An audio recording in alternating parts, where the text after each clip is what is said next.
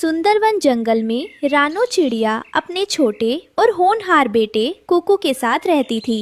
घर के आर्थिक हालात खराब थे और कुकू के स्कूल की फीस भरने की आखिरी तारीख नजदीक आ रही थी, जिससे रानो चिड़िया बेहद परेशान थी। मम्मा, मास्टर जी कह रहे थे कि अगर इस हफ्ते स्कूल की फीस जमा नहीं हुई तो मेरा नाम काट दिया जाएगा। हमारे पास तो राशन के भी पैसे नहीं बचे हैं। क्या मैं अपनी पढ़ाई छोड़ दूं और जंगल के जमींदार के यहाँ मजदूरी करना शुरू कर दूं? बिल्कुल नहीं कुकू, जब तक तुम्हारी ये मम्मा जिंदा है तुम्हें अपनी पढ़ाई छोड़ने की कोई जरूरत नहीं है। मुसीबतें तो जिंदगी का हिस्सा हैं, इनसे डरकर पीछे नहीं भागा जाता। मैंने फैसला किया है कि मैं कल से ही जंगल के मुख्य चौराहे पर एक छोटी सी बर्गर की दुकान लगाऊंगी। मुझे अपने हाथ के स्वाद पर पूरा भरोसा है। बर्गर की दुकान? मम्मा, आप जो ताज़ी सब्जियों और घरेलू मसालों से बर्गर बनाती हैं, वो तो लाजवाब होता है। मैं स्कूल से आने के बाद दुकान पर आपकी मदद करूँगा। हाँ मेरी बच्ची, चलो अब सो जाते हैं। कल सुबह से हमें एक नई शुरुआत करनी है। अगली सुबह रानो चिड़िया ने पुरानी लकड़ियों से एक सुंदर रेहड़ी बनाई और स्वादिष्ट देसी बर्गर बेचना शुरू किया। बर्गर की सौंधी खुशबू पूरे जंगल में फैल गई और उसकी दुकान पर ग्राहकों की भारी भीड़ उमड़ पड़ी। वाह, उफ चिड़िया बहन, ऐसा जादुई स्वाद मैंने अपनी पूरी जिंदगी में कभी नहीं चखा। बाहर से एकदम क्रिस्पी आलू की टिक्की और अंदर ये तीखी हरी चटनी, मजा ही आ गया। मैं तो कल अपने पूरे परिवार को लेकर यहाँ आऊँगा। चिड़िया की सफलता देख पास ही में कालू का ढाबा चलाने वाले कालू कव्वे और गोरी कवि जलन के मारे परेशान हो उठे। उनका रेस्टोरेंट पूरी तरह सुनसान हो गया था, इसलिए कालू ने रात में चिड़िया की दुकान गायब करने की साजिश रची। कालू, ओए कालू के बच्चे, आंखें खोलकर देखो जरा उस अदनासी मरियल चिड़िया को। हमारी इतनी बड़ी दुकान पर आज सुबह से एक भी ग्राहक नहीं आया है। सब के सब उस गरीब चिड़िया के यहाँ लाइन लगाकर खड़े हैं। अगर ऐसा ही चलता रहा तो हमें भी भीख मांगनी पड़ेगी। कुछ करो इसका। गोरी, शांत हो जाओ, मैंने सब देख लिया है। उस चिड़िया को अपनी रेहड़ी पर बहुत घमंड हो गया है ना। तुम फिक्र मत करो, आज रात को जब सब सो जाएंगे तब मैं उसकी वो बर्गर वाली दुकान ही हमेशा के लिए गायब कर दूंगा। ना रहेगा बांस, ना बजेगी बांसुरी।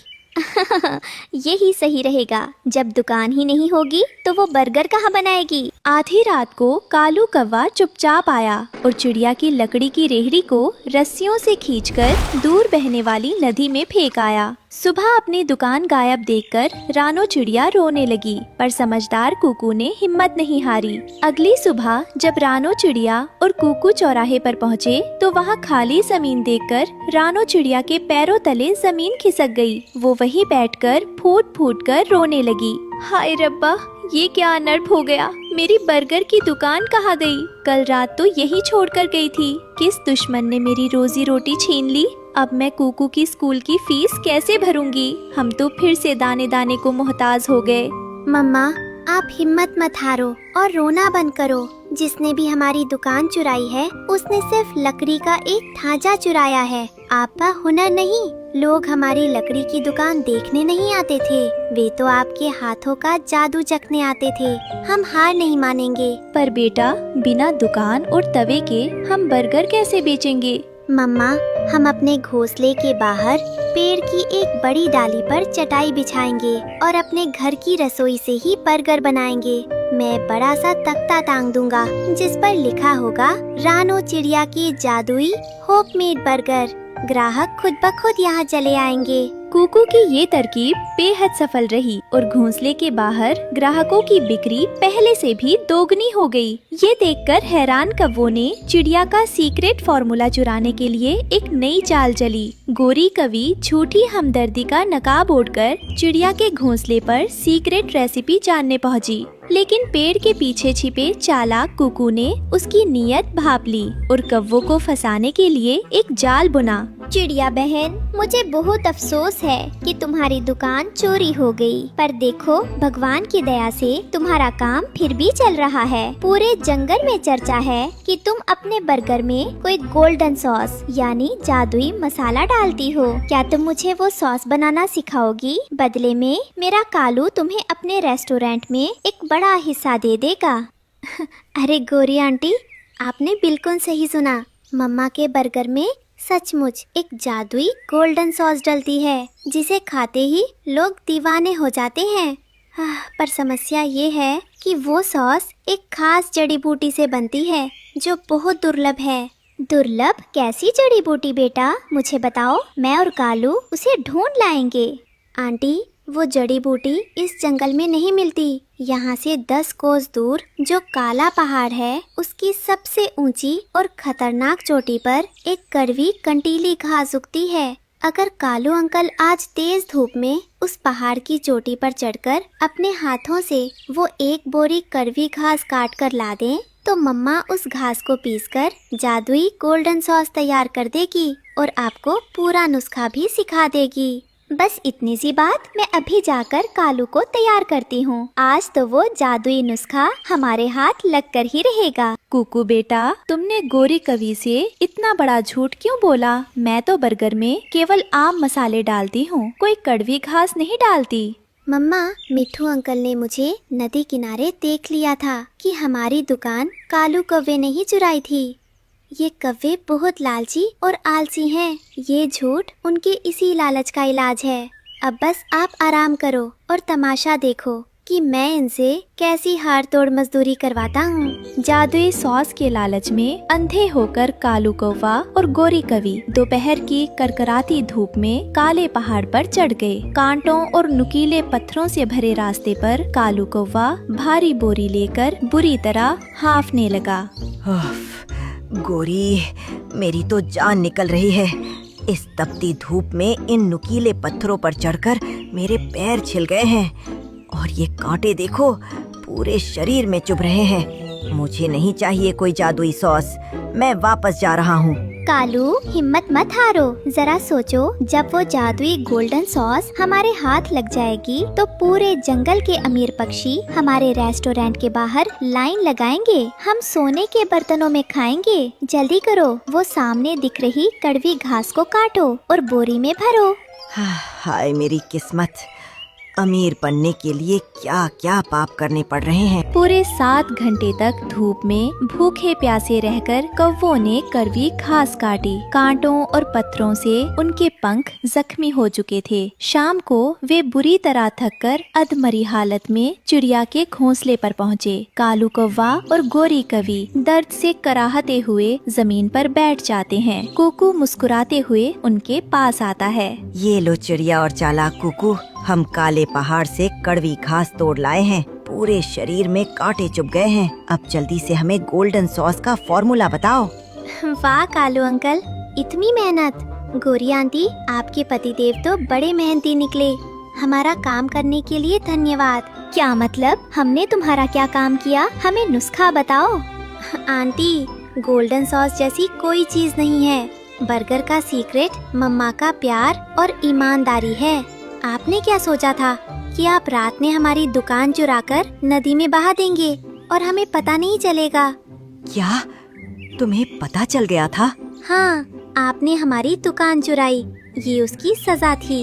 मैंने ने जानबूझकर आपसे पहाड़ पर मजदूरी करवाई ताकि आपका लालच और आलस बाहर आ सके। अब इस घास का सूप बनाकर पीजिए। कालू भाई, गोरी बहन, दूसरों का बुरा चाहने वाले का कभी भला नहीं होता। इस बर्गर की कमाई से मैंने कुकू की फीस भर दी है। भगवान ने सबको उनके कर्मों का फल दे दिया। रानो चिड़िया और कुकू मुस्कुराते हुए अपने घोंसले के अंदर जाकर दरवाजा बंद कर लेते हैं। बाहर कालू और गोरी दर्द से कराहते हुए एक दूसरे से इसका सूं देखते हैं। उफ कालू, हम खुद को शातिर समझते थे, पर इस छोटे से कुकू ने हमारी बोलती बंद कर दी। लालच में दिन भर मुफ्त की मजदूरी भी की और शरीर भी तुड़वा लिया। सच कहा गोरी, अगर इतनी मेहनत मैंने अपने रेस्टोरेंट में की होती और अच्छा खाना बनाया होता तो ग्राहक कभी छोड़कर नहीं जाते। दूसरों का बुरा सोचने के चक्कर में हमने अपना ही नुकसान कर लिया। प्यारे दोस्तों, अगर आपको रानो चिड़िया और कुकू की ये समझदारी भरी कहानी पसंद आई हो तो इसे लाइक करें, अपने दोस्तों के साथ शेयर करें और हमारे चैनल को सब्सक्राइब करना बिल्कुल मत भूलना। आपका बहुत बहुत धन्यवाद। घने सुंदरवन में चील राजा का राज था। राजा बहुत न्याय प्रिय था, लेकिन उसमें एक कमी थी। वह बहुत जल्दबाज था और गुस्से में आकर अजीब फैसले ले लेता था। चील राजा का एक छोटा बेटा था जिसे दिन रात मीठी चीजें खाने का बहुत शौक था। वह कभी आम का रस पीता, कभी मीठी खीर खाता तो कभी गन्ने का रस चूसता रहता। मम्मा पापा बचाओ, मेरे दांत में बहुत तेज दर्द हो रहा है। मेरा मुंह फटा जा रहा है। पिताजी कुछ करो। अरे क्या हुआ मेरे लाल को? सिपाही, ओ सिपाही, जल्दी जाओ और जंगल की सबसे अच्छी डॉक्टर बुलबुल डॉक्टर को बुलाकर लाओ तुरंत। जो आज्ञा महाराज, मैं अभी उड़कर बुलबुल डॉक्टर को लेकर आता हूँ। सिपाही उड़ता हुआ गया और कुछ ही देर में बुलबुल डॉक्टर को अपने साथ राज दरबार ले आया। बुलबुल डॉक्टर ने अपना बस्ता खोला और राजकुमार के मुंह के अंदर झांक कर देखा। महाराज, राजकुमार का एक दांत पूरी तरह से सड़ चुका है और उसमें कीड़ा लग गया है। ये दर्द उसी सड़े हुए दांत की वजह से हो रहा है। लेकिन डॉक्टर साहब, ये दांत इतना खराब कैसे हुआ? मेरे बेटे को तो कोई बीमारी नहीं थी। महाराज, अत्यधिक मीठा खाने की वजह से ऐसा हुआ है। राजकुमार दिन रात केवल मीठी चीजें खाते हैं और खाने के बाद मुंह साफ नहीं करते। इसी वजह से दांत सड़ गया। अब इस दर्द से छुटकारा पाने का एक ही रास्ता है, हमें ये दांत निकालना पड़ेगा। अगर मेरे बच्चे की जान और दर्द का सवाल है तो आप तुरंत ये दांत निकाल दीजिए डॉक्टर साहब। बुलबुल डॉक्टर ने बहुत ही सावधानी से राजकुमार का कड़ा हुआ दांत बाहर निकाल दिया। दांत निकलते ही राजकुमार का दर्द तो बंद हो गया, लेकिन चील राजा गुस्से से लाल पीला हो गया। उसने अपने बेटे का तड़पना देखा था, इसलिए उसने ठान लिया कि वह इस मीठे को अपने राज्य से हमेशा हमेशा के लिए खत्म कर देगा। सिपाही, तुरंत ढोल बजाकर पूरे सुंदरवन में ये ऐलान करवा दो कि आज के बाद पूरे जंगल में कोई भी पक्षी मीठा नहीं खाएगा, न कोई मीठा फल खाएगा, न खीर बनाएगा और न ही मधुमक्खी का शहद पिएगा। अगर कोई पक्षी मीठा खाते हुए या अपने घर में मीठा रखते हुए पकड़ा गया तो उसे सीधे काल कोठरी में डाल दिया जाएगा। महाराज, क्या सभी पक्षियों के लिए मीठा बंद हो जाएगा? आम पक्षी तो मीठे फल खाकर ही। जो मैंने कहा वही नियम है। मुझे मीठे से नफरत हो गई है। अब से पूरे जंगल में केवल नमकीन और तीखी चीजें ही खाई जाएंगी। जाओ और तुरंत मुनादी करवाओ। सुनो सुनो सुनो, सुंदरवन के समस्त पक्षियों, ध्यान से सुनो। महाराज चील राजा का सख्त आदेश आया है। आज के बाद जंगल में मीठा खाना और रखना पूरी तरह से अपराध है। जो भी मीठा खाएगा उसे जेल में डाल दिया जाएगा। केवल मिर्च और नमक खाने की इजाजत है। जब राजा के आदेश का ढोल बजा, उस समय रानो चिड़िया अपने घोंसले में बड़े प्यार से चावल, दूध और चीनी मिलाकर मीठी खीर बना रही थी। राजा का फरमान सुनते ही रानो चिड़िया घबरा गई। हे भगवान, ये कैसा अजीब फैसला है। मैंने तो आज ही इतने जतन से अपने बच्चों के लिए मीठी खीर बनाई थी। अगर राजा के सिपाहियों को पता चला तो वे मुझे जेल में डाल देंगे। अब मैं इस गरम गरम खीर का क्या करूं? तभी चालाक गोरी कौवी उड़ती हुई रानो चिड़िया के घोंसले पर आई। उसने जब देखा कि रानो के पास कटोरी में मीठी खीर रखी है तो उसके मुंह में पानी आ गया। रानो, ओ रानो बहन, क्या तुमने राजा जी का नया आदेश नहीं सुना? अगर सिपाहियों ने तुम्हारे घर में ये खीर देख ली तो वे तुम्हें और तुम्हारे बच्चों को घसीट कर ले जाएंगे। लाओ, ये खीर मुझे दे दो, मैं इसे ले जाकर दूर नदी में बहा आती हूँ। तुम्हारी जान बच जाएगी। तुम सच कह रही हो गोरी बहन। राजा की सजा से तो अच्छा है कि हम मीठा खाना ही छोड़ दे। लो, ये खीर ले जाओ और इसे नदी के गहरे पानी में फेंक आओ। तुम्हारा बहुत बहुत धन्यवाद। गोरी कौवी ने मुस्कुराते हुए खीर का बर्तन रानो से लिया, लेकिन वह नदी की तरफ जाने के बजाय सीधे एक घने जंगल की अंधेरी गुफा में छुप गई।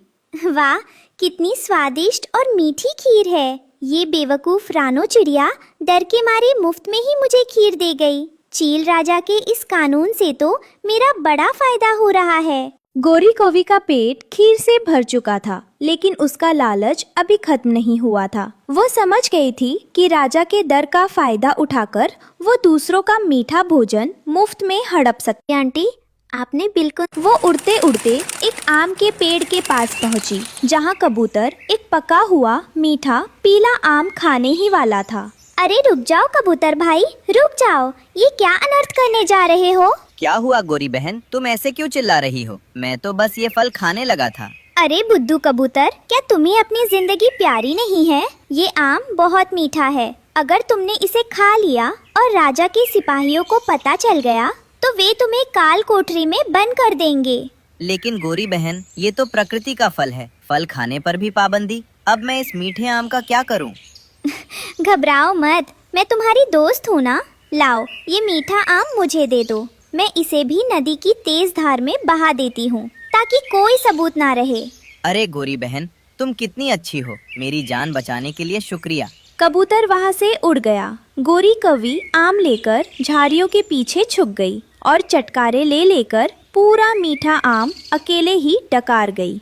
दिन बीतते गए। सुंदरवन में मीठे पर पूरी तरह से रोक लगी हुई थी। पक्षी जब भी एक दूसरे के घर मिलने जाते तो कोई मीठे फल की जगह लाल मिर्च लेकर जाता तो कोई नमक की डली ले आता। जंगल का माहौल पूरी तरह से कड़वा और तीखा हो चुका था। ओहो, सुबह भी मिर्च, दोपहर को भी मिर्च और रात को भी हरी मिर्च। मेरी चोंच और गले में भयंकर जलन हो रही है। अब मुझसे तीखा नहीं खाया जाता। हाँ भाई तोते, नमक और मिर्च खा खा कर मेरा पेट खराब हो गया है। बिना मीठे के तो जिंदगी का सारा स्वाद ही खत्म हो गया है। हमें कुछ न कुछ करना ही पड़ेगा। दोस्तों, इस तरह घुट घुट कर जीने से कोई फायदा नहीं है। राजा का फैसला गलत है। हमें एक साथ मिलकर चील राजा के दरबार में जाना चाहिए और उनसे विनती करनी चाहिए कि वे मीठे पर से ये पाबंदी हटा ले। हाँ रानो बहन, तुम बिल्कुल सही कह रही हो। चलो, हम सब अभी राजा के पास चलते हैं। रानो चिड़िया, कबूतर, तोता और जंगल के कई पक्षी हिम्मत जुटाकर चील राजा के दरबार में पहुँचे। चील राजा अपने सिंहासन पर बैठा हुआ था। महाराज की जय हो। महाराज, हम सभी प्रजाजन आपके पास एक छोटी सी फरियाद लेकर आए हैं। कहो चिड़िया, क्या समस्या है तुम लोगों को? महाराज, जब से आपने मीठे पर पाबंदी लगाई है तब से हम केवल मिर्च और नमक खा रहे हैं। हमारी चोंच और पेट में जलन होने लगी है। मीठे के बिना हमारा शरीर कमजोर पड़ता जा रहा है। कृपया करके मीठे पर से पाबंदी हटा दीजिए। क्या कहा? तुम लोग मेरे आदेश को बदलने की बात कर रहे हो? क्या तुम भूल गए कि मीठे की वजह से मेरे मासूम बेटे को कितना दर्द सहना पड़ा था? तुम सब स्वार्थी हो। तुम्हें केवल अपने स्वाद की चिंता है, मेरे बेटे के दर्द की नहीं। लेकिन महाराज, अत्यधिक मीठा खाना बुरा है। थोड़ा बहुत मीठा तो शरीर के लिए। बंद करो अपनी बकवास। सिपाहियों, इन सभी पक्षियों को तुरंत पकड़ लो और काल कोठरी में बंद कर दो। जब तक ये मिर्च खाना नहीं सीख जाते, इन्हें जेल से बाहर मत निकालना। महाराज, आप गलती कर रहे हैं। प्रकृति के नियमों को बदलना भारी पड़ेगा। रानो चिड़िया, तोता और कबूतर को जेल में डाल दिया गया। 2 दिन बीत गए। पक्षी जेल के अंदर ही रहे। लेकिन दूसरी तरफ राजमहल में एक नई मुसीबत खड़ी हो गई। राजकुमार चील, जिसने 2 दिनों से केवल कड़वी और तीखी चीजें खाई थी, अचानक चक्कर खाकर जमीन पर गिर पड़ा। अरे, मेरे बेटे को क्या हुआ? ये आंखें क्यों नहीं खोल रहा? सिपाही, दौड़ो, जल्दी से बुलबुल डॉक्टर को बुला कर लाओ। मेरा बेटा बेहोश हो गया है। बुलबुल डॉक्टर फिर से राजमहल पहुंची। उसने राजकुमार की नब्ज जांची और उसकी आंखें देखी। डॉक्टर साहब, मेरे बेटे को क्या हुआ है? क्या इसके दांत में फिर से दर्द हो रहा है? नहीं महाराज, दांत का दर्द नहीं है। आपके बेटे के शरीर में शक्कर की मात्रा बहुत कम हो गई है। इसका शरीर पूरी तरह से कमजोर हो चुका है और इसी वजह से ये बेहोश हुआ है। शक्कर की कमी? लेकिन आपने ही तो कहा था कि मीठा खाने से दांत खराब होते हैं। इसीलिए मैंने पूरे जंगल में मीठा बंद करवा दिया था। महाराज, आपने मेरी बात का गलत मतलब निकाल लिया। मैंने कहा था कि अत्यधिक मीठा खाना नुकसानदायक है। इसका मतलब ये नहीं था कि मीठा पूरी तरह बंद कर दिया जाए। जैसे भोजन में नमक और मिर्च की जरूरत होती है, वैसे ही शरीर को ऊर्जा देने के लिए सही मात्रा में मीठे की भी जरूरत होती है। अगर कोई भी चीज हद से ज्यादा या बिल्कुल बंद कर दी जाए तो शरीर बीमार पड़ जाता है। हे भगवान, ये मैंने क्या कर दिया? अपने गुस्से में मैंने पूरे जंगल का नुकसान कर दिया और अपने ही बेटे को बीमार बना दिया। महाराज, बातें करने का समय नहीं है। राजकुमार को तुरंत कोई मीठी चीज खिलाइए, वरना इनकी जान को खतरा हो सकता है। चील राजा ने बिना एक पल गवाए तुरंत शाही रसोई से गरम गरम गुलाब जामुन मंगवाए और अपने हाथों से राजकुमार को उसका रस पिलाया। मीठा रस पेट में जाते ही राजकुमार की आंखों में चमक आ गई और वह धीरे धीरे होश में आ गया। पिताजी, मुझे बहुत अच्छा लग रहा है। मेरी ताकत वापस आ रही है। मुझे माफ कर दो मेरे बच्चे, मेरी मूर्खता की वजह से तुम मुसीबत में पड़ गए थे। चील राजा को अपनी गलती का एहसास हो चुका। वह तुरंत दौड़ता हुआ काल कोठरी में गया और अपने हाथों से जेल का दरवाजा खोला।